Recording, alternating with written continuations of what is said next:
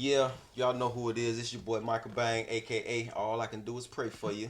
What's up, everybody? This is Brianna Breeze. And your girl, Miss Roxanne. And this your boy Bird Beezy, aka BZB813. And we are The Midnight Brunch.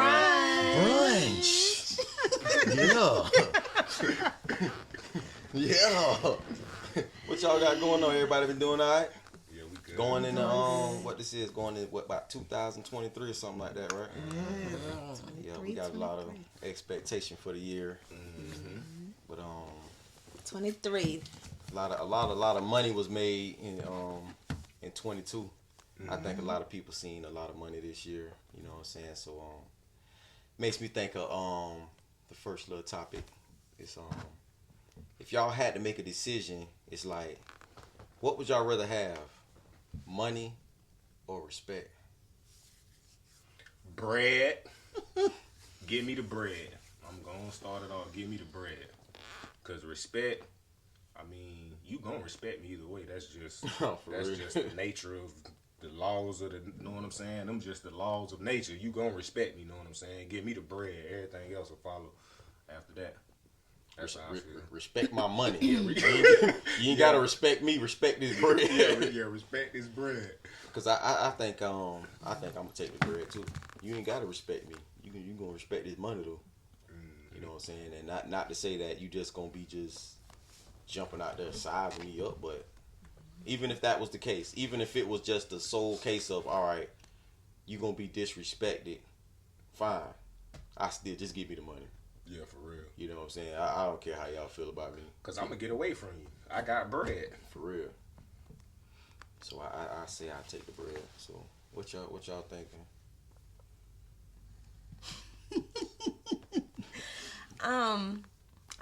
You guys made some valid points, but I'm gonna go with respect because I'm gonna make money regardless. Whether, you know what I'm saying, I can make my own money. I know how to hustle, whatever the case may be, but respect goes a long way.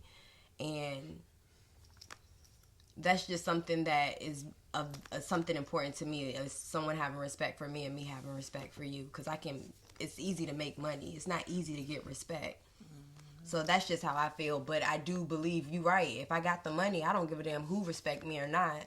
Because my money is going to also lead me to where I need to be and where I want to be. I don't care about who likes me, who don't respect me, because we don't even walk in the same grocery store. You know what I mean? So I get where y'all coming from, but I choose respect. I'd rather for somebody to have respect for me. Well, I feel like the way you carry yourself is gonna.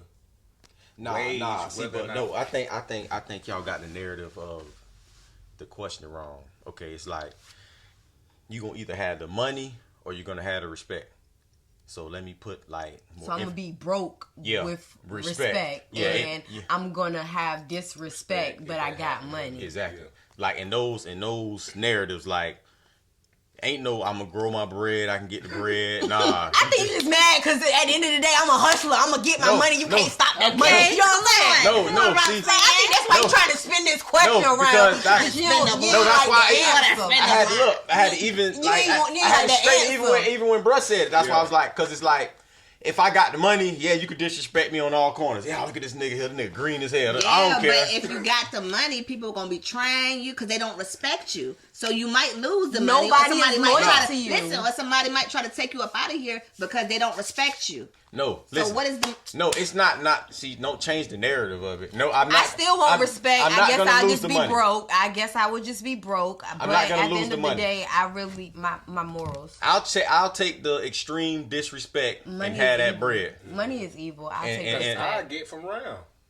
Where I'm gonna be at, it's nobody gonna be around me to be able to disrespect me. But then you just gonna be lonely with the money. So what? It's lonely. It's lonely at the top. I mean, nobody respects you because the question is money. Excuse me. It's like people your family. I mean, Donald Trump, he got money and people hate him, so I guess.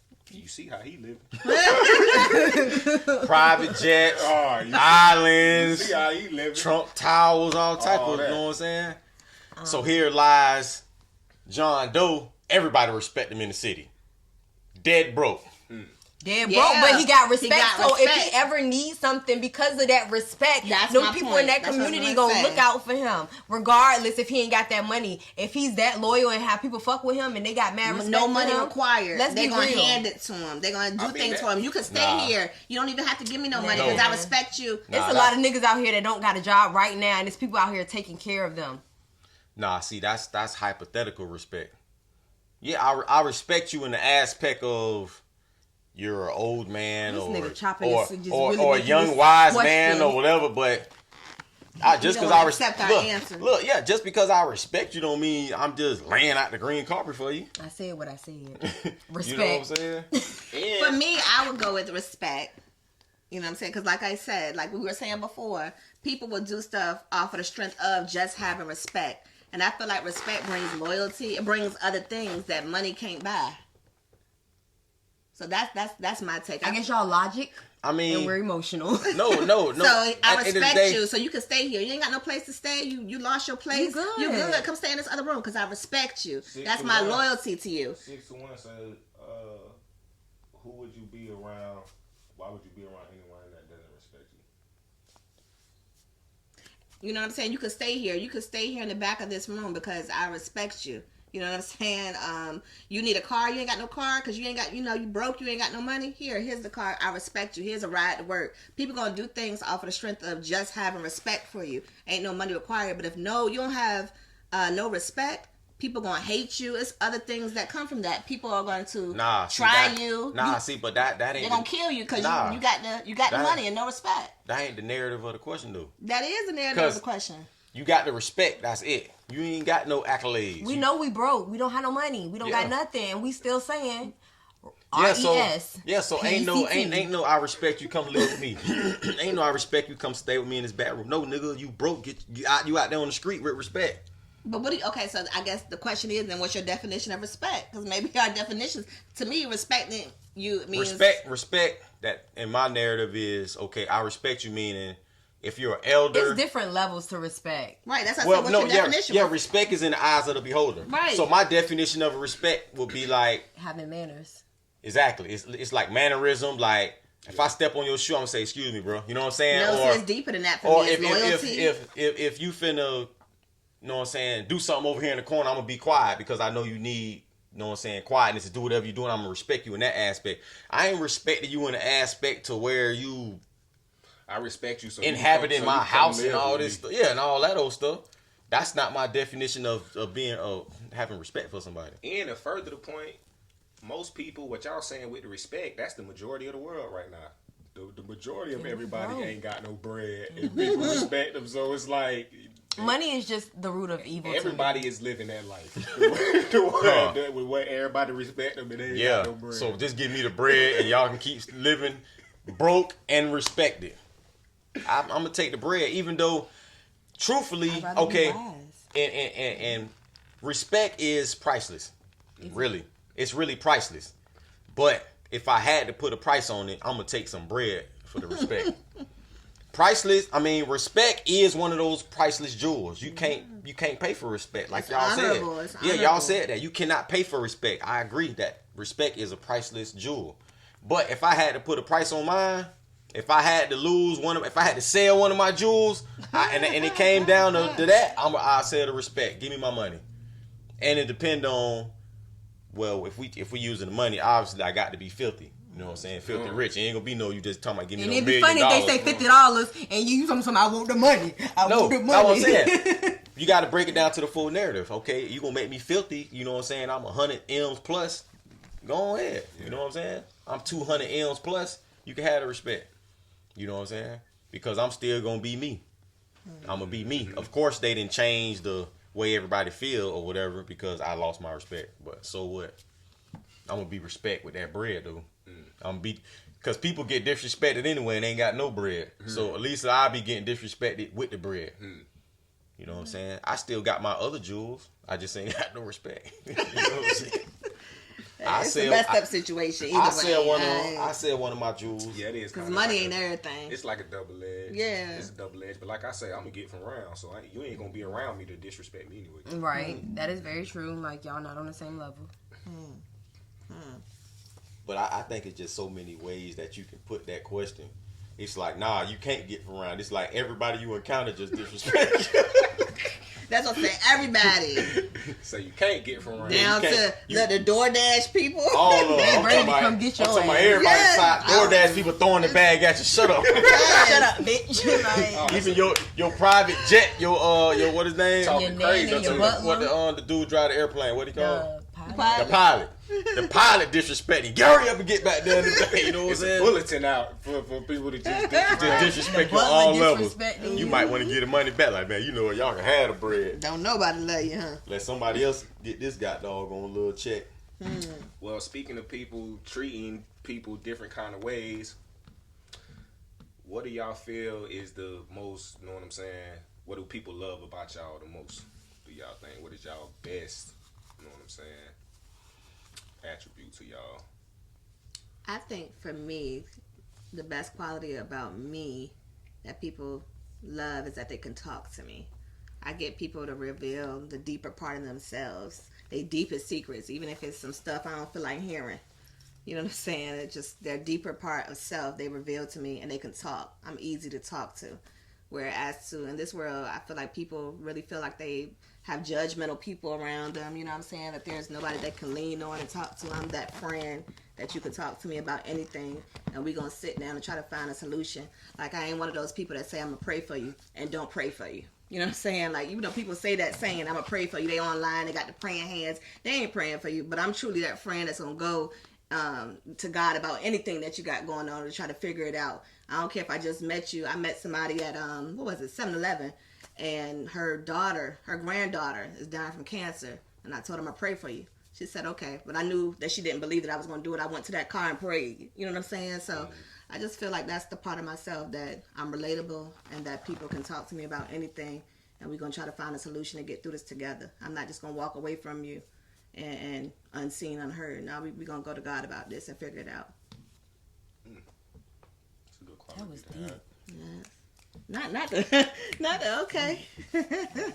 Got doggone spoken words. Come now. on, Right. spoken word. I do want to do spoken word. I think it's my sense of humor. I do feel like people judge me and think that I'm probably like stuck up or mean, and then like when you actually get to know me and I'm being an asshole or I'm joking around, it's like, oh, this girl is like super down to earth. And like I always say that I bring sunshine to people because, you know, even when you are sad, like I'm always gonna crack up a joke because, you know, I feel that laughter helps, and it helps when you're sick or when you're sad or when you're angry. So I just feel like what people love about me is my sense of humor. That's just one of my strengths that I love the most about myself anyway. I agree. That was deep. Yes. I don't know what people. Let me see. What do people love about me? I don't know. I think what do people love about me? I mean, I think people just love. I think people really. I think people. What the question was? What do people, What do people love about me the most? Most. yeah, what Yeah. do people love about you the most? I think people just really love me for me just being who I am. Being real. Like I don't switch up. Like I'm gonna be the same. Like Being consistent in who you yeah, are. it's like you know what you gonna get from me. You know what it is. Like every time it's like, well maybe he gonna do this time. No, nigga, it's the same thing. You know what you finna get. You know what I'm saying? And for that reason, I think a lot of people, you know what I'm saying, love me for that. You People know what I'm saying? gravitate to you for Yeah, that they reason. just because they know what they gonna get. You know what I'm saying? They know the 360, the full circle. They know it's no what they gonna second get from guessing. it. You know what I'm saying? I can see that. That's good. Well, I'm gonna give myself 2 that people say about me. No, not 2. We ain't asked for the extra. It was just 1. And he was Yeah, 2. Okay. With the bonus. I would have to say it'll be my patience, and I'm not a judgmental person. You know what I'm saying? A lot of people do confide in me with a lot of stuff just because they know that I'm gonna give an honest perspective on whatever it is, and I'm not gonna be judgmental. Like, you know, like if you can live with it, I can live beside it. You know what I'm saying? As long as you living in your truth. And then my patience. You know, I got a lot of patience with, you know, a lot of things, relationship, people in general, kids, you know what I'm saying? You know how kids get on a lot of people's nerves, you know what I'm saying? But I've noticed that people will tell me a lot, like, dang, you got like a lot of patience, you know what I'm saying? So I would say that that's another quality that people really like about me. Yeah, speaking of kids, I was thinking this off the subject, but boy, I ain't know how much like kids is like annoying as hell. Like for real, like I was at a homeboy house, and like it was like a lot of kids running around. As much as I love kids, I can see how I could be like man, you better sit your It explodes. Hell yeah, I was like, dang boy, these kids is really kind of blowing me, because it wasn't just one kid. It was like, especially it was like a bunch of them. I'm like, man, these kids is torture, but some of it be kind of funny. But then when they don't listen, it's like, got any games on your phone? Got any games on your phone? nah, these kids like it's like they had too much sense. Or they was fast. It's like, but they was young kids. These kids like 5 years old, 6 years old, and it's like they know too much, and like they don't want to listen. It's like they know what they can do. Right. I was trying to be slick, right? One of the little kids, you know what I'm saying, the little girl, she kept trying to grab the remote control from me and change. She was like, I don't want to watch this. I'm like, move. I'm like, you gonna watch this? She was like, no, and I'm like, I'm gonna take my belt off and whoop you. She said, no, you're not. You're not my daddy. Like she knew, like she believed it. Like, nigga, I know you not finna do nothing here. And she kept reaching for the remote control. Cause I'm gonna go get my real daddy. Yeah, like that's what she was basically saying. Like, yeah, if you try any of that, I'm going to tell somebody who I know got my back. Like, Yeah, but kids can be definitely smart these days. It's like common. You know how everybody be like, "Oh, my child's so smart." It's like it ain't just your child. Like, all these kids, it's like they know how to work the tablets. yeah, all these younger kids, they know. Yeah, they really ahead of their time. I feel old It's saying definitely this. smart as These mom. kids. Would you say would y'all say you were a bad child or a good child? I was an angel. You was an angel. I was an angel. That don't sound very convincing. Not the angel. I was an angel, okay? Let me tell you something about me. So you ain't put your mom through no hell. Hell no.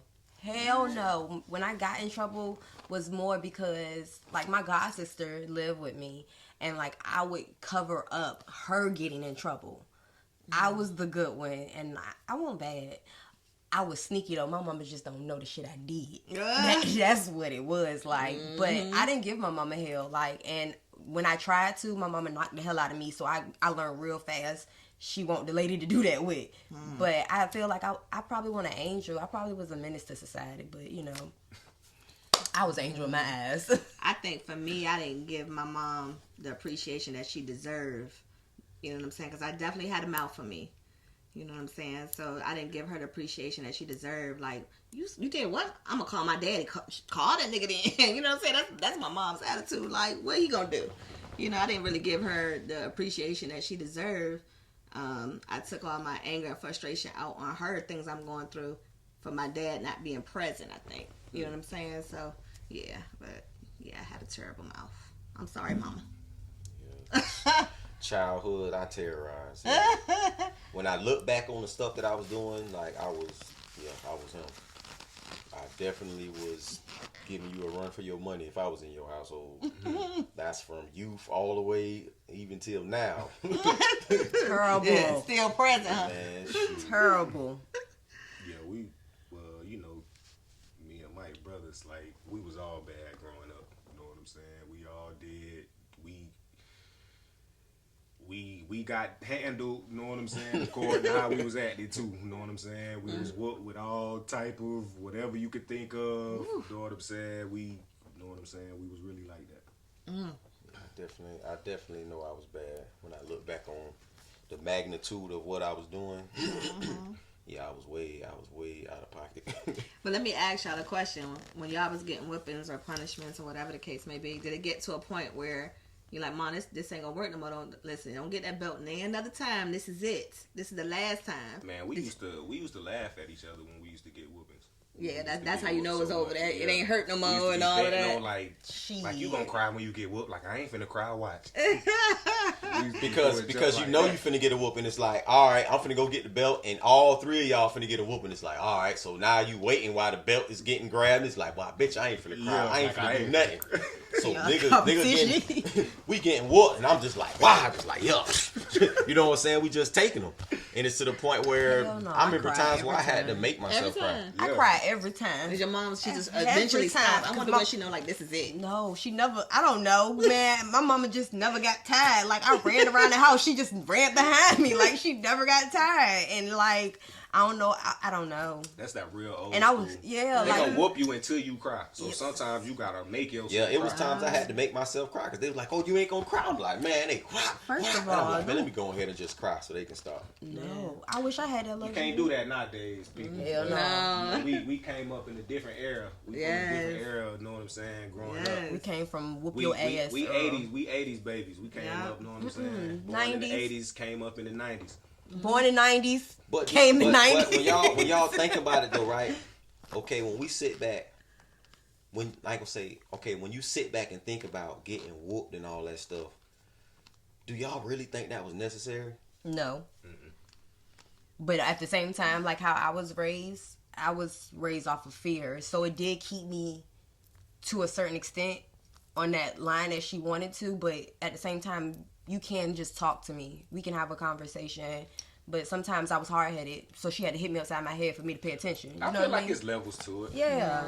I feel like my mother was frustrated about other stuff. I'm I hope she don't see this At work. Hey, she just started following me on Instagram, but yeah, I think she was frustrated. She worked 2 jobs trying to take care of this little girl that's running her mouth all crazy to me, and I'm just getting off of work at 11 o'clock. Got to come home and the house a mess, and she talking crazy. Yeah, yes, and my boss was just talking crazy to me. You know what I'm saying, type of thing, and going through hell at work. So I think some of them whoopings weren't necessary, but I also think she couldn't talk to me neither.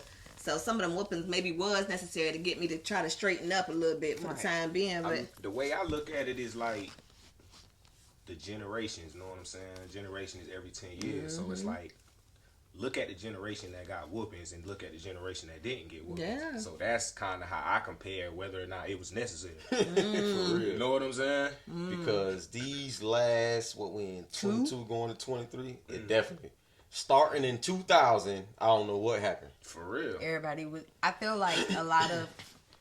I do feel like I've seen lately like a lot of parents saying like I'm doing gentle parenting and things like that, and I think it's also because even though we got whoopings, sometimes people whoopings were a little bit more extreme than what we experienced, that's why I so say that it's makes levels. them not want to do that to their kids, Right. and sometimes gentle parenting is not always the best way. I'm not necessarily sure because I'm not a parent, but I just know that it's hard doing gentle parenting because you're just talking to them. You're being gentle with them compared to...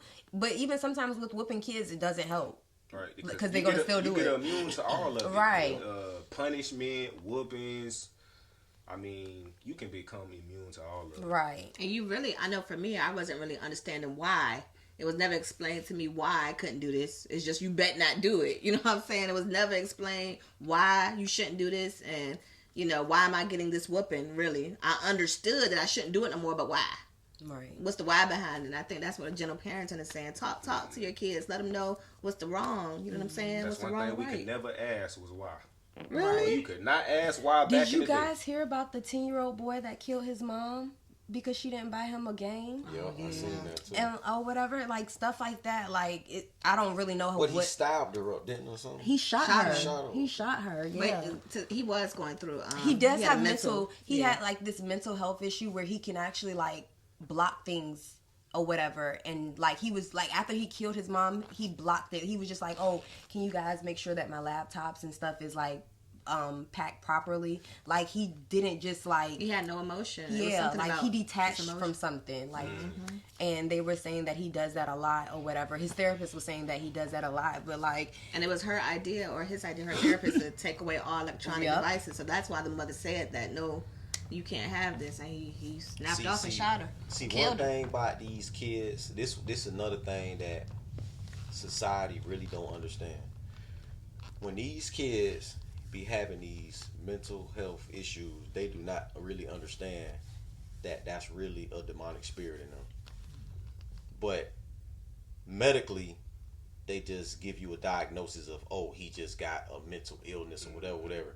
That child is being controlled by a demon. That's really what's going on. And then they just diagnose it like, oh, he's got schizophrenia or whatever this they want to give it a diagnosis, but really all those mental illnesses and states, those people are captured by a demon.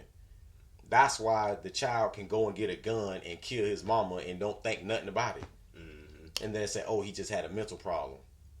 Especially if you ain't literally born with a certain, you know what I'm saying, condition or whatever the case may be. Because, you know, a lot of times, especially with black kids, it's like once we hit like elementary, maybe, you know what I'm saying, middle school, then it's like your teachers is like trying to tell parents like, oh, your child is this kind of way, and you know what I'm saying, then you take them and then they be like, oh, he has this, he need Ritalin, he need this, and all that stuff be like psychologically fucking and mentally messing up these kids. And that is so true, because I'm thinking about even just in my family and certain things happening, giving children Ritalin and stuff like that, saying something's wrong with them. And at the time, nothing was wrong with this person, this individual. And giving them Ritalin. Ritalin can make something become wrong, you know. Mm-hmm. You know, and so once he stopped taking the Ritalin, he perfectly fine. But because the teacher couldn't deal with, maybe he was overly hyper, or she just didn't want to deal with him and her frustration, put him on Ritalin or put him in a slow class. I know y'all, if y'all, you know, grew up in anywhere really, they always try to put certain kids in a slow class. Maybe it's because they don't feel like doing the work, but really and truly, don't nothing be wrong with them like that. They're really smart individuals. They just lazy or something else is happening. Anger management. Yeah, I know some people that just went to the slow class just to go, just because they ain't feel like, you know, doing the regular. You know, they was happy to just sit there and, you know, so it's color. Yeah, these teachers don't be wanting to work too. So it's a lot of that going on too. Well, the teachers of now is like, they do have a little bit more patience, but back then, the teachers that was in school back then was way different than the teachers, because we was getting taught by, like you said, we was getting taught by a different generation. Mm-hmm. You know, and all of our teachers. One thing I noticed, all of our teachers was like, old. Like, yeah, that's what I'm saying. These kids be in high school and they teach like 22. 21. Yeah, 21. Like, you right, because the substitute teachers used to be young, but the teachers, like, man, my teachers used to be old bitches too. They was old and as hell. That's what I was going with. Like, we was taught by a different generation of teachers. By elders. You know what I'm saying? Now you got the young kids. You know what I'm saying? Sleeping with the teachers. Exactly. Like, they sleeping with the students.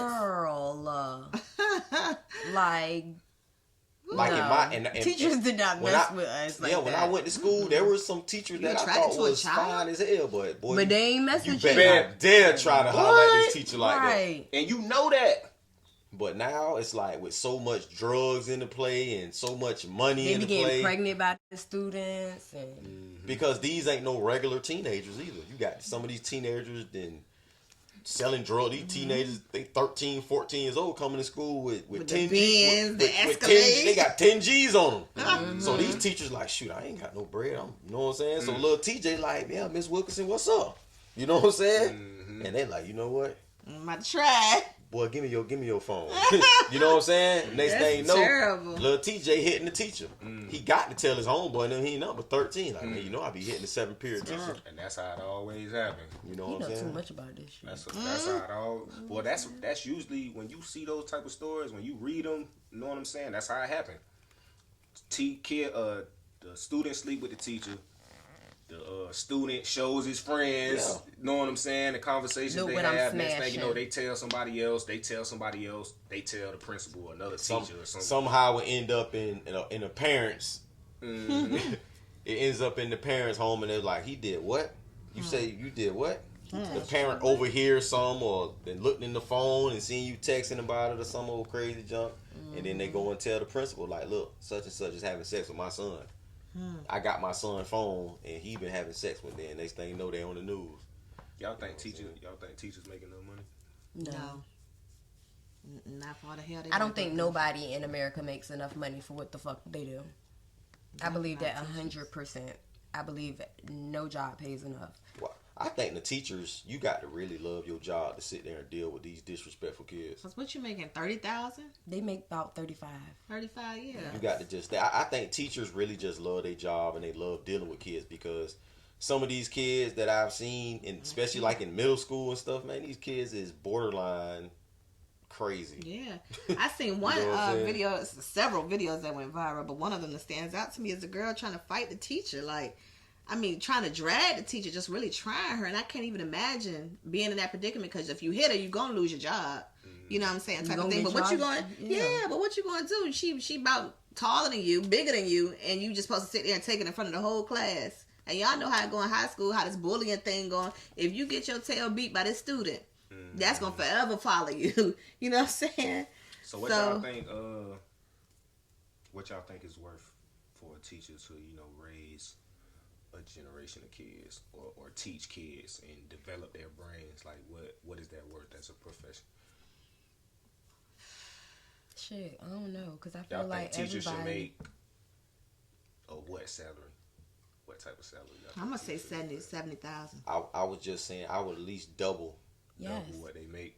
But in order for you to get that type of salary, I think the screening should be more fine tooth. You know what I'm saying? They should take a more fine tooth comb to the teachers that they are allowed to even teach the students to even get that type If they're of gonna money. get 70,000, I think that they You know what I'm definitely saying? should have a more intense background check and a qualification, because these are people kids. But I do also feel like they front lines, because especially right now, a lot of shootings happen in school, and that's a risk for their life. Like what happened in Texas in school, teachers actually did pass away because of that, and they were just protecting preschool kids from the shooting. So I just feel like they do deserve more. And of course, like, they can either be 12 months or 10 months. But, when they decide to do that 10-month thing for the whole summer, they don't have a job.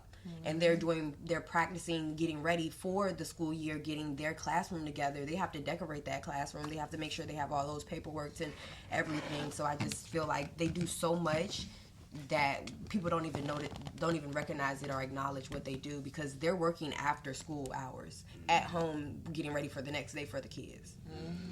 I think too that I think the schooling system needs a slight change, because some of those kids do be slow. Some of those kids do need to be in a different classroom from the other kids, and there need to be better screening of that. But you know how most parents are. Nobody wants to hear that their child is not up to par with the other kids, especially women. Women do not want to hear that their son or daughter is not capable of being in class with the other They kids. will come to school and act the donkey behind. Yeah, ain't nothing wrong with my daughter. Ain't nothing wrong with my son. No, listen. So you think a man They wouldn't wanna act hear like they act that? Nobody. Oh, I thought you were saying like specifically females. Well, would you be know, upset. most of the women in these times be the one raising the kids. kids. You got a handful of fathers that have their children. You know what I'm Right. saying? But for the most part, it's gonna be the woman that's not gonna accept that the teacher is telling, like, look, Miss Ann, your daughter is not up to par with the other students. Right. And they flip off the handlebars. You want to take? I don't even worry about it. I'm taking her to another school. I don't think the woman they want to hear anything about their kids. They acting up in school or any of that. Because I will say, for me, that was my mom too. I don't want to hear nothing bad about my child. She act like that in front of the teacher or in front of the principal. But when we get home, it's a different story. But when we in that principal office, don't tell me nothing bad about my child. I ain't trying to hear it. Most parents be like that. You know what I'm saying? And that's why if I was the principal, I'd be kicking all y'all children won't be going to school. And that's why You ain't gonna have no that's why there ain't no funding. principal now. That's Nah, why because- ain't no damn fucking nothing. principal. Nah, because my school will be prestige. Because my school gonna be a reflection of me. Right. My school gonna be prestige. That It's school gonna be on fire. it's gonna be prestige students in my school, because Okay. if the parent is coming up here doing all of this, you don't need to have your daughter or son in my school anyway. Go and take her to another school, because your daughter or son ain't doing nothing but causing derision in my school. Get this little joke out of my school. Derision. Yeah, teach them yourself. You go home and deal with them. That's why you know the saying, why they be trying to hurry up and get the kid to school. Hurry up and get his ass to school. So I ain't got to. Yeah, I don't want to deal with him for 7 hours. You know, you know your son or your daughter is a nut. Right. You know what I'm saying? Like I didn't been in after school programs and seen how some of these kids act. And when them parents come to get them, the male or the woman, they know your son, and you know your child is a nut. Get this nigga from up here and get him on home. Quit freaking playing. You know your son a nut. You know your child is a nut. You know what I'm saying? And then you coming up to the school, cussing the teacher out, cussing the principal out, and you know your son or your daughter, you know your child is a nutcase. Right. Quit playing. So my school gonna be prestige. I wouldn't be dealing with all that extra stuff. I wouldn't. Because my school is a reflection of me. The leadership and whatever's going on, the people is going to reflect the leadership. But would you have a process for that child that may be having some inner struggles or might be having something going on at home and he bringing that frustration to school? I'm asking, let me finish. How he, like, let's say this person was in foster care and he going through it at his house, and he comes to school with all this drama. He acting up. He going crazy in school. You just going to kick him out? Or are you going to have a conversation with him? You going to try to talk? You going to give him a couple chances? Is there steps and recourses versus just kicking him out? That's not fair. Okay, listen. First of all, it's not going to have nothing to do with the child. Me, as the principal of the school, I understand what the child is going through. Whether the parent is telling me this or not, I understand what the child is going through because I'm elite in the mental. I can see and I understand what's going on with the child. Now, as the mother of this child, are you going to trust me? Are you, as the mother, going to trust me as the principal of this school to get your child up to par to where he needs to be? No. Exactly. And that's why he gonna get his ass out of school. See? It ain't gonna... See, you said... No. See, she said the child... What? She keep talking about the child. It don't be the child. It don't be the child. It be the parent. Yeah. It's like, look, Miss Joanne, listen. I understand. What's going on at home? Oh, ain't nothing going on at home. They gonna cover it up because you don't want... What happens in this house stays in this house. They on that type of time. So therefore, you ain't gonna let me help. You ain't gonna trust my intuition. You ain't gonna trust my school, and you ain't gonna trust my programming. So you need to remove your child and go to another program and go to another school. I couldn't be a teacher. I just couldn't do it. Nah, that's why they should get paid more, because it's a job dealing with all these personalities and backgrounds all these kids come from and all that different type stuff. That is something worth paying somebody good money for. For sure. That's why I say teachers, that you got to love this, because there's no way I'd be doing that. Hell, it's a passion. Kids in school listening to music while you're teaching, ain't talking to their friends. Especially now, they got their phone out, they texting, and they dress code is different now too. Like they be wearing crop shirts and stuff. We did not wear nothing. They wear in high school. They wear crop shirts. Yes. They wearing flip flops. They come to school. They wake up out the bed and come into school. Flip flops, they wearing Crocs, they doing whatever the spaghetti strap shirts. Man, the kids doing basically whatever they want, because now that everything is being exposed worldwide on a whole different level, it's like, oh, why I can't wear this? Or are you judging me, or everything is a problem? Oh, yeah. You know what I'm saying? Oh, you racially profiling me because you ain't say nothing to this? Yeah, sexual harassment, everything, and all that other stuff. God, the victim role, like all that in school. Like you said, everybody can find a reason to play a victim. You know what I'm saying? And the children, and like I said, the parents ain't no better, because they bringing this stuff onto the parents. Oh, they made me leave. Why they made you leave? Because they said my shoe. They coming to the school. Oh, you want them to wear them shoes? You buy them the shoes you want them to wear. These are the shoes that I can afford, and all this old type of stuff here. So it's like the parents throwing gasoline on that junk. Because I swear we used to have like a permission slip on the first day that they used to give us, and it was like a dress code, and we had to sign it, and we had to take it to our parents, and our parents signed it, basically saying like, I'm not gonna bring my child to school against y'all dress codes. No bandanas, no this. Yeah, like, I know that's what our school system did back in Virginia. Like, they were very, like, permission slips for everything, because at that point, they're holding the students responsible as well as the parents responsible. Like, I don't know. Things are just totally different now, where they don't even fucking have paper to give on the first day of school. So, and I will say this, I remember in what was it, elementary or middle school? It might have been middle school, I can't remember.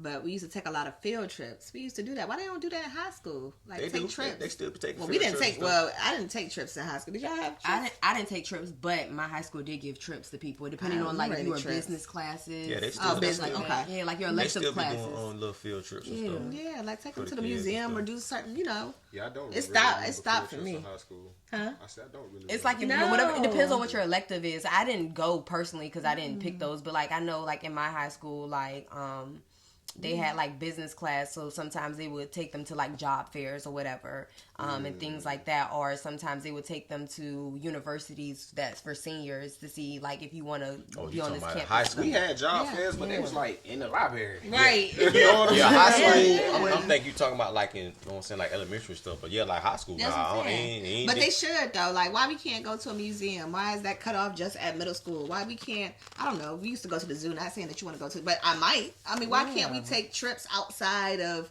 You know what I'm saying? Why can't we go to, I don't know, But take that's us also down money. to the city council to see how these laws and all these different things is made? Why do we have I to can agree wait with that. till we, you know what I'm saying? Why does it cut off? So maybe it got to do with funding. Like you said, maybe funding and money is the issue. I mean, they gonna use the budget. You know what I'm saying, for whatever.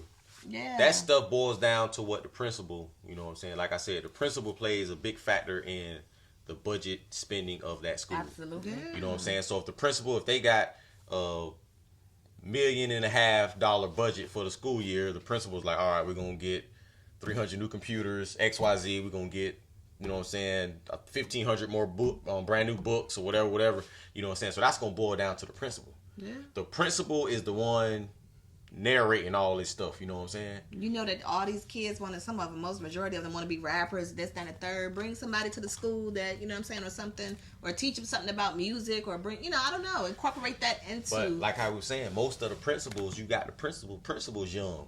The Most principal's of our young, principals old and back the home. principal want to be a god doggone rapper.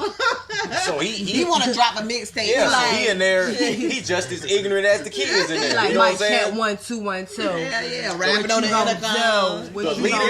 The leadership, dog, of a lot of these entities that we be thinking is souped up, the leadership is on foolery right along with them. They on foolery right along with the youth. But I done seen a couple teachers make some influential songs for the kids. Absolutely. That done went viral. Oh yeah, that's true. Like the ABC song, they done remixed it and made it with a whole different beat. Yeah, it made it go viral. Yeah, I seen the one lady. She was she say she makes songs to teach her class. Yeah, And the black lady. Yeah, and the kids remember the latest formulas. beats Yeah, and- and they remember them. Like she's like, oh, remember the song. So the kids are never reciting the song, and, Right. they getting hundreds on the test. You know, That's how you do it, but she understand that.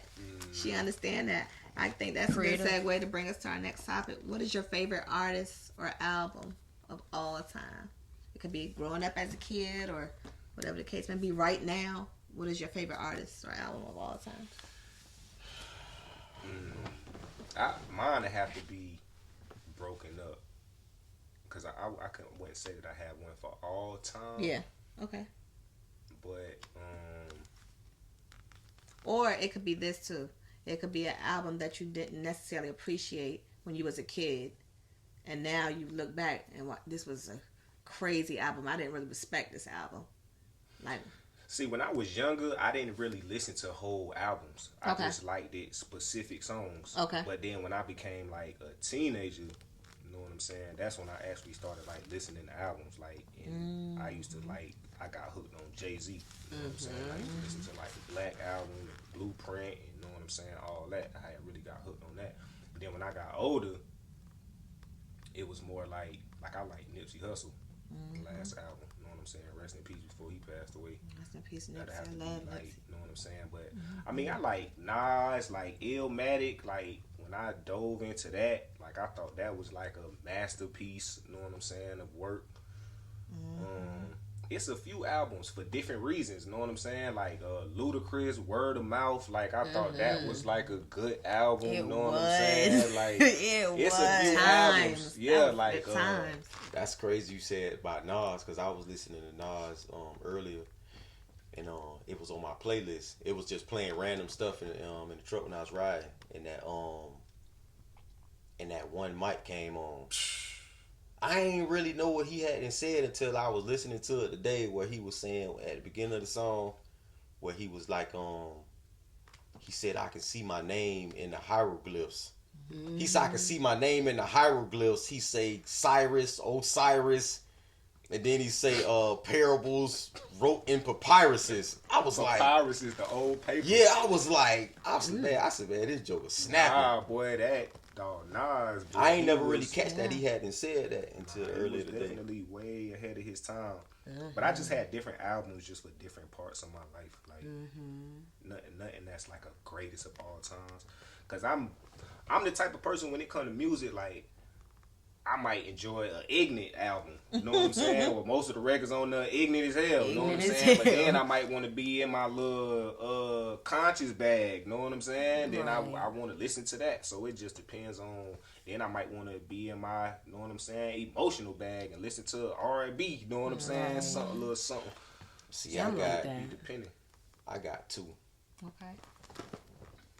I say one album that shot me to the moon was Tupac's Machiavelli. Yeah. That album shot me to the moon. Around that time, My ambition. what was going on in my life, I got that CD in my car. that Machiavelli album was ridiculous. Like what that man was saying on that album in them songs was astronomical. I say that one and that Miseducation of Lauryn Hill. That's what I was gonna say. That Miseducation of That's Lauryn Hill, it. like I ain't heard nothing else like that. That Nah. man, that she snapped on that jump. I say that all the time. That's what I was Like gonna it's say. no modern day Lauryn Hill. Like Yeah, she it's was not. like a one of one. Like She ain't it's even that Lauryn crazy. Hill no more. That what I'm saying. Like you ain't gonna get it no more. You took the words right out my mouth. For me, it would definitely be Miseducation of Lauryn Hill, but the unplugged version. I remember watching it on TV. I'm a kid just watching. Let me turn the channel on, But going back, looking back at it now, just blown away by the things she was saying. It's heartfelt. She crying. She emotional, and you really can feel what she's saying, especially the unplugged version on MTV. Going back and watching that now, I'm like, dang, Lauren was just going through it. She's trying to tell you about what's going on in the industry. She was snapping way back then. I understood Yes. what she was saying. I felt them songs. Like she was getting it to you. As a child, I was more so listening to Trap or Die. You know what I'm saying? I don't know who I thought I was, then sold a drug in my life, but listening to Trap or Die and listening to what he got going on and rapping this stuff in the club like it was me. Jesus. I'm saying, but I'm listening to him, but I ain't never sold nothing. Don't even smoke. So what am I Like Jeezy doing? like to drink, Jeezy Yeah. like to smoke. Yeah. I didn't know what I'm a hammer was. This is what it is. Yeah, Christina But Aguilera, all see, that. it's Trick Daddy. Yeah. It's Trick like, Daddy. bruh, we came 8 Ball, up MJG. trickdaddy.com. Yeah. Dog. Trina. Trina for us. Saying shit I ain't even fucking know. Trina, Like she Trick- was Trick the old snapping. city girl. I'm talking She about, was. boy, Trick was like our Tupac. Really down south. I still be jamming that for the thugs. Well, I don't know Dog. what he was thinking when he heard that beat and got on that Yeah. Well, that beat does so hard. Yeah. The niggas Yeah. don't live that Oh, yeah. long. He's Like, snapping bruh, too. want to buy me a Benz, but I'm 50 grand short. Gotta get this cheese Yeah, without it. Trick I'm trying to think. got I all don't know decent. who I would say. Oh, I do. I love this lady. Oh my gosh, you know who I'm about to say. I didn't know what I was singing when I was little, but now that I'm older, Better not say Mary. I sure am. I love me some Mary Mary Auntie. J. Blige. Let me tell you something. I never knew what love was when I was singing it as a little kid, She but been singing about literally, this forever. Mary J. has been through some stuff. Like that lady has been through hell and back and hell and back, and like she makes a hit after a hit. I did not know what the hell she was singing when she was like, I was your lover for 11 years, working every day of the week. I ain't really know what that meant. I ain't really know, like, how she really helped this nigga, how she helped him build his business and he left said, "I him wanna stop for a breathing." white woman. Like, I never knew that. I'm just thinking it's based off of a movie, but she literally going through shit with her nigga at home. Like, she's sitting here going down. Like, she's sitting here just crying Forever. over Like, this I'ma nigga. need you to She get through taking it, him Mary. back, Keep and she going. just loving him, and then he Yeah. do the same shit again, and like they on drugs, and like I love me some Mary. Mary said, I would have I stopped just love me breathing. some Mary. Mary just said, I love would have Mary. stopped breathing if you told me If you to. would have, do you know how much Mary I love tripping. you, man? Mary, you was Do wild you on that know one, how Mary. much We ain't I about to would stop stop breathing breathing for niggas. if you told tripping. me to? Like what? Like. Everybody She love said, I would have Mary. stopped breathing if But you told me to. I do love Shit, Mary. Like you I do. do, Ben. and That well, song- sometimes Anita Baker too. Like I like to be a little jazzy, drinking my little Yeah, I love wine. my old Anita school. Baker, like I really like No, I stuff like like that that. song, that Mary J song, that I Can Love You. With Lil' Kim on Lil' there. Kim. Mm-hmm. Yes. I can love you. They snapped on Like, oh my, Mary is just phenomenal. Like, What Mary J. Blige was on You're All Yes, But that was Method the Man, hardest. yes. Yeah, with the Scully on. Yes, just- on the top of the building. Yeah, yes. New York Like, skyline. What? I love Mary. Like, Yeah. if Mary, if you watching this, I love you, girl. Yes, we like you, auntie. But it's like this is a tough topic because it's like the more you think about it, it's like you More think you got artists, Outkast, yeah. like Yes. it's like See, before but I just like albums, like Earth, Wind, and Fire. I got to take Machiavelli on the album, that's my old and I soul got to right take there. Miseducation of Lauryn Hill on the other album for the R&B. But like I got a bunch of isolated songs that I just liked that was just snapping. You know what I'm saying? That I liked it. And see, I'm from Detroit, so we Motown. I love Earth, Wind, and Fire. I love Ron. The Temptations. The Isley Brothers down, that band, just the whole nine. I can listen to them. Just that's your cleaning music that you grew up on. You know what I'm saying? Yes. Your mama cooking. You know what I'm saying? Just good, feel good music. Yeah. You know what I'm saying? I'm an old school like Shaka Khan.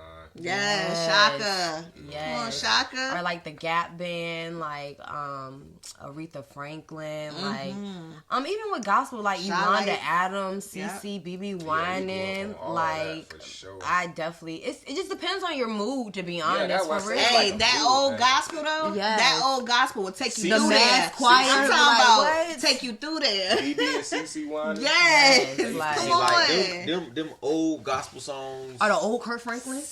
Oh, yes.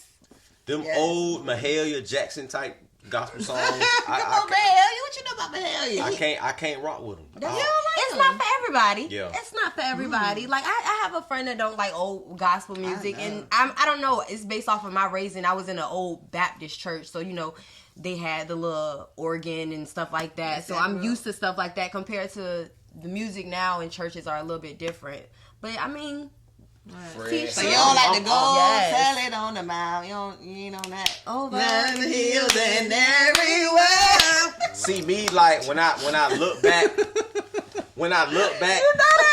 on those type of songs, and I just feel like it was all fake.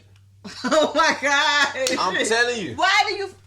Because I'm playing it back in my head, and it's like all that junk It was comes fake. from spiritual slavery hymns. So you think Yeah. all that was fake? They was Mike don't even like that part. He like, Yeah, nah, them here, niggas was going through it. What you talking Yeah, about? I understand that, but for me, it wasn't doing it. I for mean, me. Go tell it on the mountain. It hits You people tired. differently. Yeah, it hits do. people differently. I'm just real picky when it comes to music. Cause Yeah. for one, I'm an artist, so I don't care if you're talking about God or you talking about You feeling what's fake, or if though? you're talking about a brick of cocaine. If I ain't feeling it, I ain't feeling it. Now I have heard gospel songs that send me to the moon. Okay, so what song is that? What gospel song sends you through the moon? I ride for my dog. It could be any. It don't gotta be. Yeah, it could be. I ain't even gonna any lie. song. I listen. Oh, The God. gospel songs that have sent me to the moon was gospel songs that I have heard while I was locked up. Okay, what was one of them? Nah, I don't know how they go, but when some of these dudes that was singing when that was singing in the choir when I was locked up and I go to church was out of this world. The talent that these dudes was in this choir singing. That one of the dudes I was looking for him. So if you looking at this, bro, you need to get up with me ASAP. Dude named Benny King. I ain't never heard nobody sing like this ever in my life. He used to sing with the Mighty Clouds of Joy. He used to be with the Mighty Clouds of Joy. You know what I'm saying? And he I had went to the church service one day, and he had did some song. I don't know what song it is, but the song had the pastor and everybody in there crying. You was crying. Nah, So you ain't like Stumped by Kurt Franklin? stomp. No. Well, let me ask you, what song takes y'all there? It don't have to be gospel, but what song just makes you get super emotional? It don't have to be a gospel song, but what song takes you there? Because I'm trying to think, for me, what song do I turn on when I'm going through something? It is the song called "Thank You, Jesus" by Walter Hawkins, and it's just basically like thanking him, like saying like it could have been me, but you didn't see it fit, and it's just saying thank you for protection, thank you for loving me, thank you for not misleading me, and thank you, and it just makes me thankful that, you know, I have a job, I have a car, I have a home.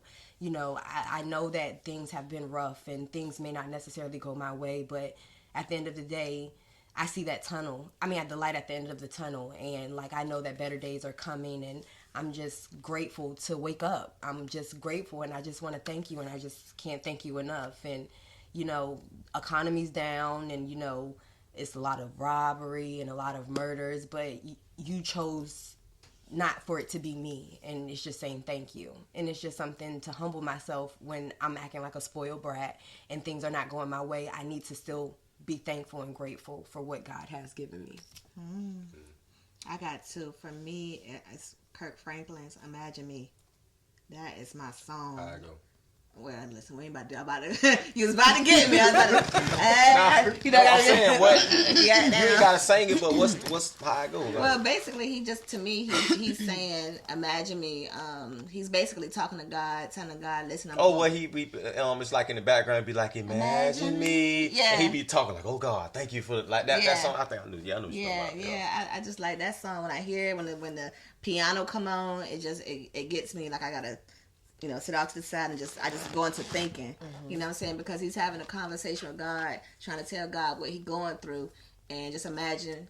I guess God is telling him. That's how I take it. God is telling him, imagine me. Imagine if you weren't here in this place. Just trust me. I got you. We're gonna get through this together. You ain't gotta do this alone. It's my presence here that's gonna help you get to the next level. It ain't no man. It ain't no woman. You need me, and I need you. Let's trust each other. Just trust me.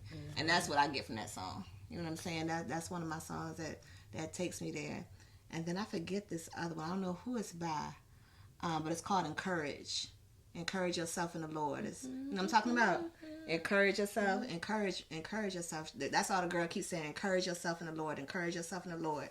And that's one of my favorite songs. That I don't know what choir. It might be the Mississippi Choir. I don't know what choir it is, but I love that song. So. Well, I ain't got no Pacific song, but it's like when it comes to that music, especially if I'm on a spiritual trip with the music and I need to hear something that's good and spiritual, it ain't even so much as what you saying, because it's a certain sound that I gotta hear. It's a certain sound I gotta hear. Anyway. It's a certain sound that I gotta hear. It's a certain holler. It's a certain type of holler that I got to hear in the song that reach me. That touches me to my spirit to where I may cry.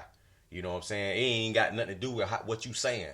If you hollering a certain type of way, you know what I'm saying? It's like me and music. It be a whole different, you know what I'm saying, spectrum when it comes to that music. That's why I can't even listen to anybody. Even if, like I said, even if it's gospel, people put gospel on like, oh yeah, and like I said, a lot of times I think people be faking because they be like, you is not feeling that song like that. You know what I'm saying? I'll skip it. Nope, that ain't it. I'll listen to it 30, 40 seconds. Nope. Because it's a certain sound that I need to hear, you know what I'm saying, in order for me to even get into the music. You know what I'm saying? Especially if you're talking about a praise and worship song. You know what I'm saying? So it's a certain sound that I got to hear. Sometimes you got to wait more than 30 seconds, though. Nah, not for me. Like, I went to this church. I went to this church. And I went to this church. And this girl, she was a singer in the choir there, and I had seen her before church, and she was like, she was telling me, she was like, yeah, I sang in the choir or whatever. She like, yeah, I'm the lead singer today too. I'm like, you ain't gonna be able to do it. She like, I already know what you talking about. She's like, you finna get what you looking for today. And I'm like, yeah, all right, boom. They crank up the praise and worship. They weren't even saying nothing, and it's like God knew specifically what to give me that day. They got up there, the dude was playing the piano, and it wasn't nothing but three of them up there singing. It was two girls and a dude. The dude was saying what he was saying, and then all the girl was saying was hallelujah. That's all she was saying. But it was the way she was saying it, and she kept saying it, and right when I'm like, and it still wasn't getting there, but I knew it could. You know what I'm saying? So every time I thought they was finna stop, she was like, like she knew. It's like God, like, nah, he ain't do it yet. And soon as it hit me, soon as like the spirit came all the way on me, it's like I just balled up in the pew. It's like I balled up in the pew, and it's like God had me. And it's like I'm in there just like the spirit just took over me. You know what I'm saying? And I was in there like just balled up, about to cry. You know what I'm saying? I'm in there blanking like a mud, trying to, you know what I'm saying? Trying to Yeah, trying up. to. And it's like right when I got to that point, they stopped. The choir stopped, but it's like God still said, no, But not them, enough. them little soft chants, That's them be the what it the was. riffs. Them be the riffs that just make you be like it be touching your soul. the like, whole really. song was hallelujah. Okay, Yeah. vocals. Come on, Ah, that's all they said the whole song. And right when they tried to stop, guess what the pastor said? Pastor said, give me just a little bit more than y'all. Keep going. I said, oh man, I was like, God, Pastor thank you. Coos Do it too. to you. I said, God, I was just like, God, thank you. Like, Pastor like, like nah, he he knew. ain't crying Yeah, yet. No, I had already went there. I had already went there. I was already in the spirit. At that point, I was already in the spirit. And it's like, God said, nah, I'm still giving you a little bit more. You gonna keep going. Kept going That's with a good gospel song too. Hallelujah. it ain't got all them lyrics in it, saying Yeah, all. all it says hallelujah. It's just hallelujah. It's straight praise and Yeah, worship. Just yeah. just One of straight my that. favorite, Fantasia tore that song up, too. Gospel songs gotta be "Clean Heart" from Fred Hammond. Come on, Fred Hammond. Yay. Give me a clean Yes, heart, come on. and I will serve nobody but Come on, vocals. Yes. you. I'm talking about boy, I ain't that, never heard that. I might boy, gotta that, listen to that. Yeah. that one right there. Him, Fred boy. was a beast. I'm Like, calling out to you. Yes. Clean heart. He got that like. He got this certain tone to his voice, like when he sang, it's like it's hard. he has control. Like, Yeah. oh my gosh, I love him. Yeah, That's why I said that Fred era Hammond in singing gospel, that era, Fred Hammond, like all these people you naming, it was just an incredible time. Incredible time.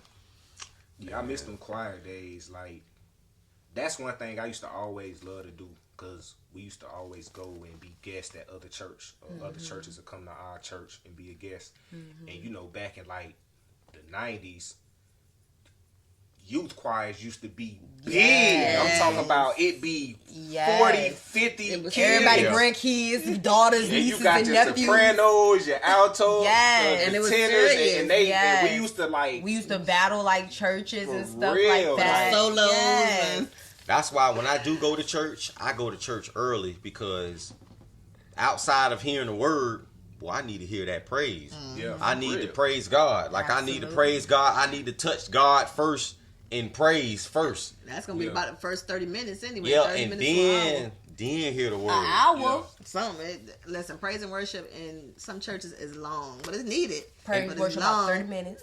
Yeah, but if you ain't got no good praise and worship team, I can't be at your church. It wouldn't feel like an hour or 30 minutes. you Yeah, know? that would be very, not trying to be funny, that is very boring to go to church and like the praise and worship is just like, Nah, Like- you got to be able to sing. You You got got to to be able to have- reach yeah, me, you or I'm got not to coming back have- to your church no more. Yeah. But I know you remember Mount Olive used to be turned back Yeah, in my the house day. used to be straight. Yeah, we used to be. We used to be. It was something. you want to know that? Huh? Where's Is that a church here? Mount Olive? Is Mount Olive. Okay. It's a church. AME. Yeah, Mount Olive. Yeah. Episcopal. I remember even First Baptist Church on Yeah, Progress Village. What churches you got at home that? You got a lot. Ebenezer. Ebenezer Baptist Church. Yes. Yeah, that was- African Methodist. Like the church that I was brought up in, which is First Baptist Church of Progress Village. Like I grew up, you know what I'm saying? Like in that church, like the pictures of like Jesus and stuff like they had depicted was black. So like when I was coming up, I never had the visions of a white Jesus and all that stuff. Like people be saying like, oh, you praying to the white God and all that. Like I don't know where church I was at, because the church that I grew up in was pictures of black people on the walls and stuff. I never, We had no pictures. just we didn't stained have glass. a picture of Jesus, to be honest. And I'm just gonna be honest with you. At my church, we did not have a picture of that white man. Neither did we have the picture of the black man. Yeah. Honestly, they really taught us no color to God, Yeah. to be honest. And that was just something that when I got to school, I saw the white man. Yeah. And then, of course, like, you know, when you sneak in watching TV, you see a picture of the black guy, or, you know, those little 1-800 little infomercials where they're trying to sell something. You see a black Jesus. But as in for my church, they never necessarily had a picture of him, because it was always a mystery. Nobody knows what this man looks like, because, you know what I'm saying? So that was something my church never tried to push onto anybody of, oh, this is what Jesus looks like. They always said no one knows. And he can come in different shapes, forms, and sizes. So it's more of what you want to see God as for. So But that even, was but kind of even it. like the picture like of like the picture of the Last Supper. Like it was a picture of that. Like it was black people all at the table. You know what I'm saying? Stuff like that. So it's like I never had a. At least y'all had that depiction. Yeah, I didn't have no thorough depiction that I was praying to no white man or nothing like how people try to make it seem like today. You know what I'm saying? Like. But I always thought it was a black man anyway, because the whole thing of his hair being like wool. So I was just like, I think he's. And like even with like the Holy Spirit, like I've never seen nobody catch the Holy Spirit like I seen people catching the Holy Spirit like in the early '90s and stuff. Like Absolutely. when I went to church. Like I go to church now, like nobody catches the Holy Spirit. But at church, people used to run around the house. They used to, run around the church. They Throw used the to sheet flat on out. you? You'll put the sheet on you. Like, people literally used to scream and just talk in tongue. It's the real talk in tongue emotion and stuff. in it. Like, yeah, because people still do it, but it's like the emotion behind it. When you seeing it, it's like it's not the same. Like when you used to see it back in the day, like you could tell it was real. Yeah, You could like tell, when them like, people them was people- catching the Holy Spirit, you had them ushers getting around them and holding them and standing around them while them people then caught the Holy Ghost and stuff. But now when you go to church, you don't that it's like that. I would never forget. It's seeing like my that mom do spirit don't be Really? coming down in there no more like They that. be I trying thought to do she it in passed out. style almost. Like back in the day, they sweat their hair out. They let their They ain't hat. care about They nothing. let their hat When my fly off, mom- break their Yeah. heel. When my Like mom but that's had what her I'm saying, first like, Holy it's- Ghost, it was crazy. It's like the churches now. It's just like to me. It's like that junk just seems so fake. I think it's a scam, to be honest. Now it makes me feel like, I hate saying this, I feel like some churches, I feel like I have had a bad experience with churches, and feel like some churches, not all, because some are actual genuine, but I feel like it's a scam. Like Pastor Day, Past Appreciation Day, like you got to get this money to the pastor. Like the pastor's over here with a BMW. I got a Honda Accord. Like he live in a big mansion. Like, but you want me to give you $50 to help for his situation. You know what I'm saying? So like I understand at the same time you do need to reward the leader, but at the same time I feel like a lot of people in the congregation are looking for help.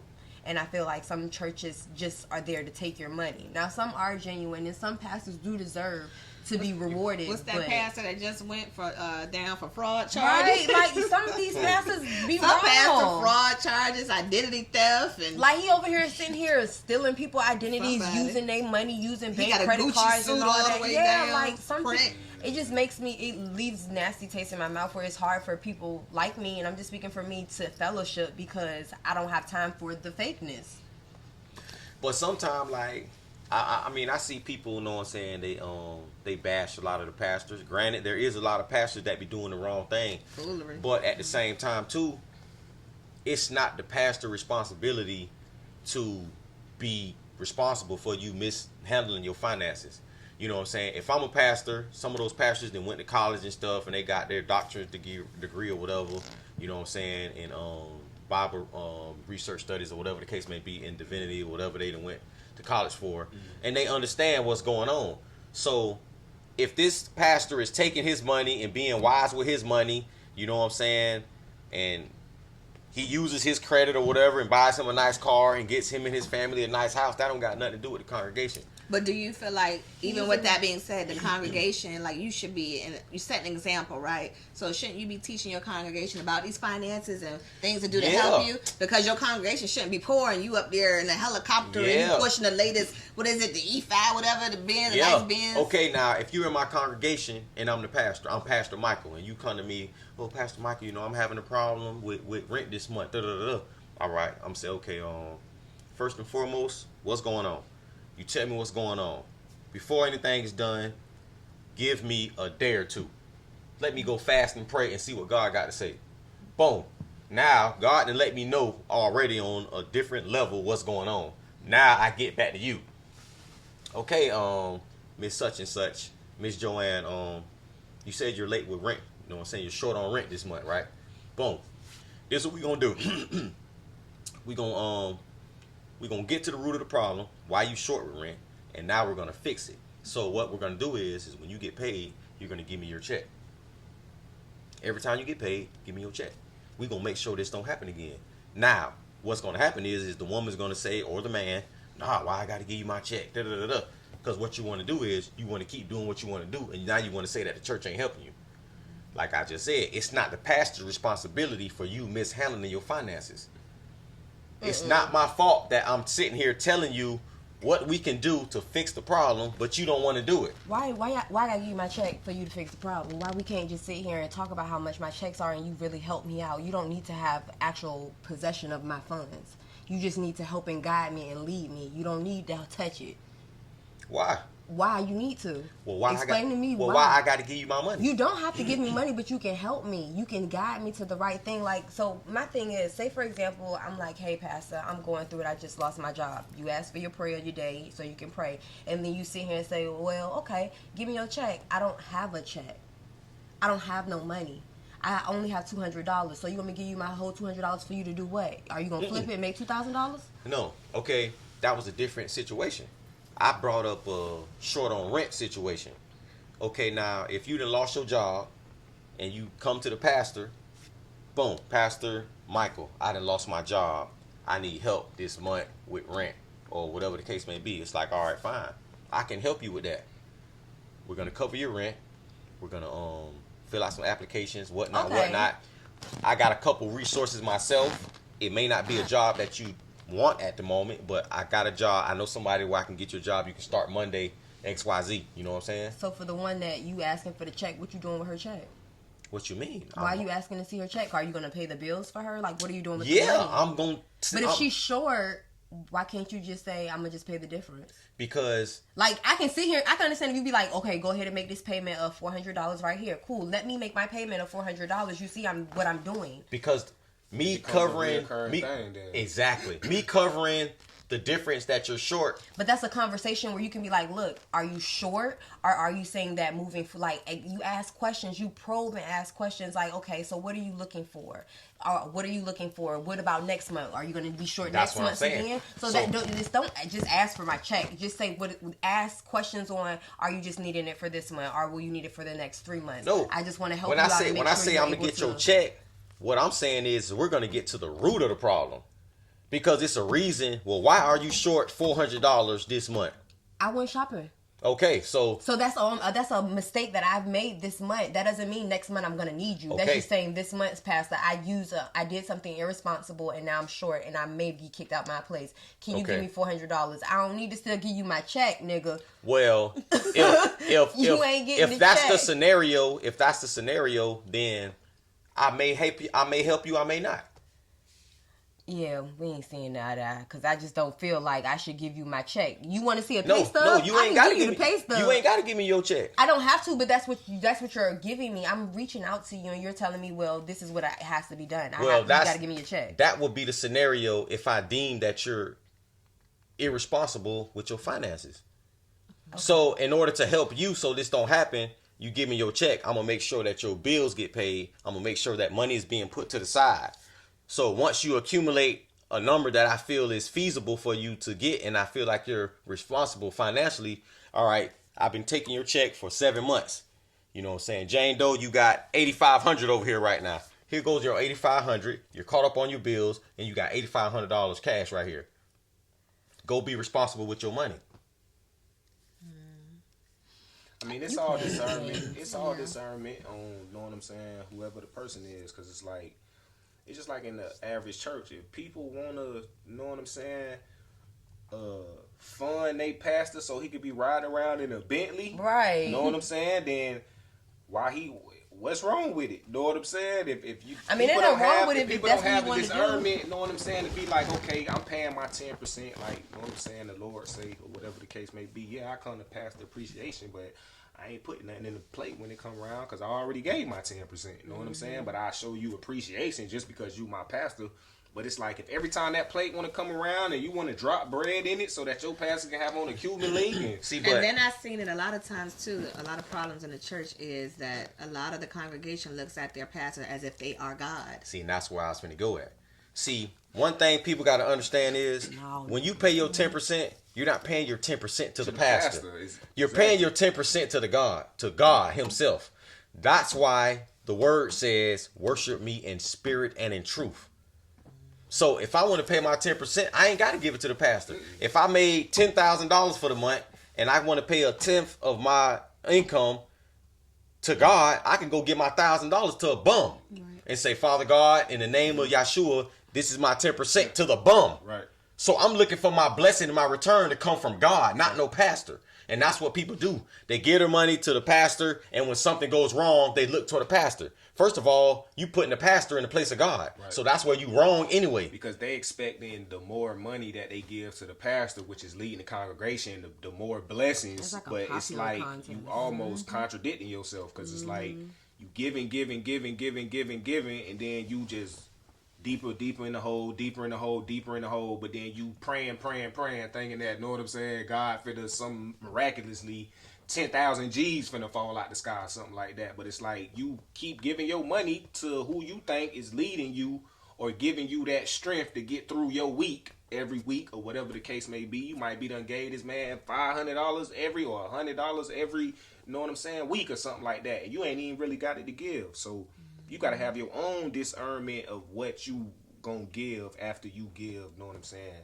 whatever the words say that you should give. See, when I tithe or give my money to God, I'm looking for God to bless me. I ain't looking for no man walking around or no woman walking around here to bless me. Right. When I pay my tithes and give my money to God, I'm looking for God to bless me.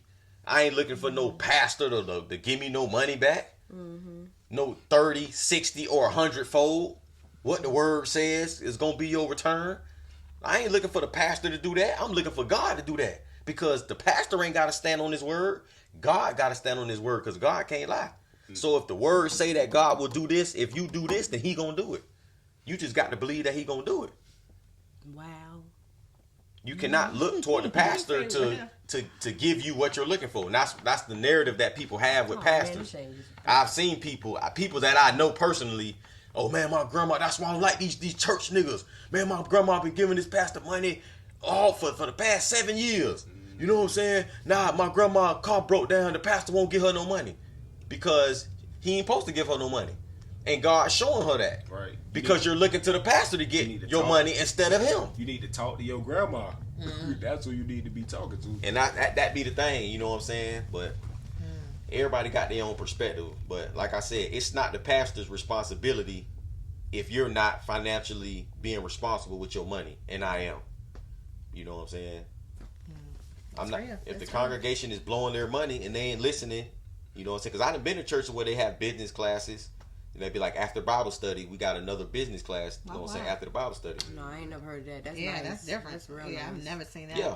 I've seen the building fund. You I've right. seen And that. they shouldn't be like looking to the pastor for that. I just know that from my experience, it's just they make a holiday for everything, and it's more than just your tithes and offering. And I mean, I do, and I feel it's the same way you are. I don't feel like I have to give my 10% to church. I feel like I could give it to charity. I could give it to, like you said, a bum on the street. I can do something else with that.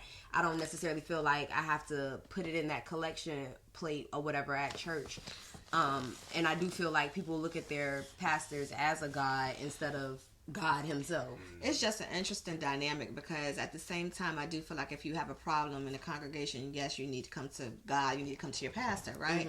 But at the same time, if your pastor is riding around in a Bentley and his whole immediate family is good, like I've seen it where, you know, the pastor got a helicopter and this child got a Mercedes and this child has a Bentley, but your whole congregation is out there. You can see the parking lot as a pastor. You see these hoopties. You know what I'm saying? You can see by the way some of the people dress that, hey, it's some stuff going on in the church.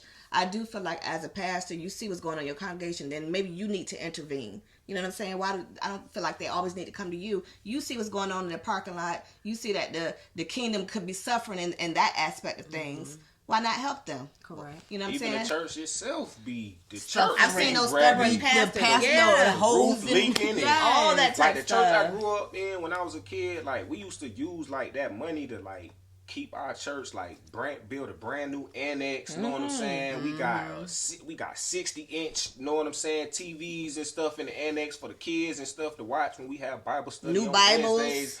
New Bibles, Yeah. paint the church. Like we had a daycare built next to the church. So know yeah, what I'm y'all saying? building and expanding. Yeah, but like- you can't hang. But that's another thing that people like to do. People like to take one bad pastor and hang him up for the poster child of all pastors. Oh no, I'm not doing that. You know what I'm saying? Every pastor is not responsible. Every police officer is not bad. You know what I'm saying? So People like to do that. People like to take the baddest out of everything and hang it. See, I told you that's what them pastors be doing. Every pastor don't do that. You got pastors yeah, that but that's not going to deter me from my relationship with God. But I'm just saying that as a pastor, they also have a responsibility to make sure that their congregation is taken care of. And if they are struggling in any shape, form, or fashion, as a pastor, you have a job to do to intervene. Now That's what I'm saying. Okay, now you heard what you said, right? Yes. Okay, now you got a congregation. I'm gonna say a mediocre church. You got 700 members in your church. Mm-hmm. Now, us being adults in the world, how am I, as a pastor, supposed to control the income and outcome of the finances of all my congregation? Not everybody in my congregation is not going to be willing to follow what I'm telling them to do. You can't make nobody do anything, but somehow, somewhere, you got them in the church so that you have a listening ear. You have that influence. So I'm saying that you could offer something to help them, and any, whatever money they're pouring in, why not pour it back out to do something to help them? That's like what I'm saying. Like you said, like the business class. Yeah, just saying offer some like something that's like that. new. Not necessarily because I've never heard money, that. but helping them. Yeah. Like you already preaching to them, and they listening to you, and they got you. Like you got them eating out your plate. So at that point, you can talk about finances at, in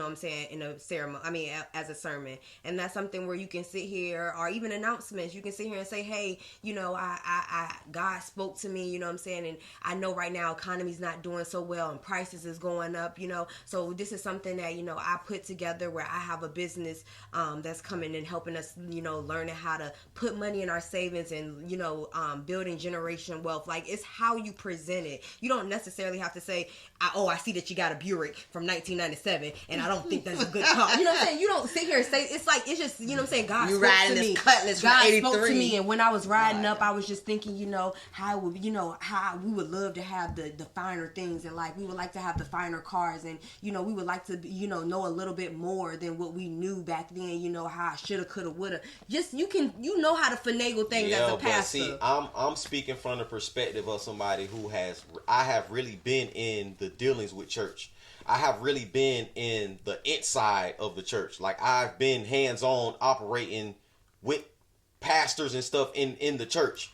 And I know what be going on. I know what be taking place. And it's not nothing like how y'all think it is. You know what I'm saying? You got, first and foremost, you got 70%. You got 70% of the church is faking anyway. Let me get that out there. You got 70% of the people in the congregation are faking anyway. You know what I'm saying? So when these business classes are offered, we got such and such, she just graduated from XYZ. Give her a round of applause, XYZ. Every other Sunday or every other Monday at 6:00, Sister Sanchez is doing business meeting classes here at the church. Out of those 700 members, all 700 members is not going to be interested in starting their own business, because the same attributes that take place in the church is the same attributes that take place in the world. Everybody's not a businesswoman. Everybody's not a businessman. Everybody cannot run a business and be fruitful like that. So that's another thing that's going on in the world today. All these people out here in the world, you're not businessmen. You're not businesswomen. You're not going to be souped up. You're not going to be a multimillionaire with a multi-million-dollar business. And that's the thing everybody is running around here doing. Everybody running around thinking they some type of boss. With these entrepreneur rhetoric. With all this entrepreneur, I got my own business. You got a business that's not making no bread. You got an LLC. You got an LLC, ain't brought you nan dime. You posted on Facebook, business owner, entrepreneur. Everybody got business owner in their bio. You got all these influencers that say all you need is a LLC online. Man, that's all they say you need. And then they listen. They listening to everybody trying to tell you what can be done, and all of it really be a lie. Right. Oh, you got an LLC. I know how to get you $200,000 business fund. That junk don't be going like that. Only people that know that is the people who got businesses and know it don't go like that. But the person who don't know that, they gonna be like, I'm finna buy this nigga course. You spend $250, $300, he just smoked you across the head, telling you a bunch of stuff you could have Googled on YouTube. 6 months you ain't made no bread. And now you ain't made no bread, and he done bust your head for $450 for this program. Have any of y'all ever failed for any of those like influencer courses, like I online? don't buy none of that junk. Anybody? I have. I'm going to learn from experience. I bought a truck driving class that was $500. How did that work out? Dang, I'm Well, I decided to drive trucks 18. No, I'm just kidding. Yeah, it's still sitting there. But if I was to drive trucks, I would look at it. But I'm not driving no 18-wheelers. But I did buy the course. No. That's the game. The game is I'm finna sell you some information that you supposedly don't know. Right. And when you read it, you get the little course, whether it's the $200 course, the mediocre course, which is $400, the expert course, which is $1,000. You buy all these courses and you find yourself sitting there like, man. And really, a lot of that stuff too, it be your drive, because it's like if you really want to know something, it's like I'm in the music industry, so when I get certain information about the music industry, like I really take heed to it, and I'm gonna go those extra steps. You're gonna implement it, even if it might not be true. I'm so, you know what I'm saying, delusional about this. I'm gonna make it true because I'm going to cut every corner that I possibly can to see if this is gonna actually work.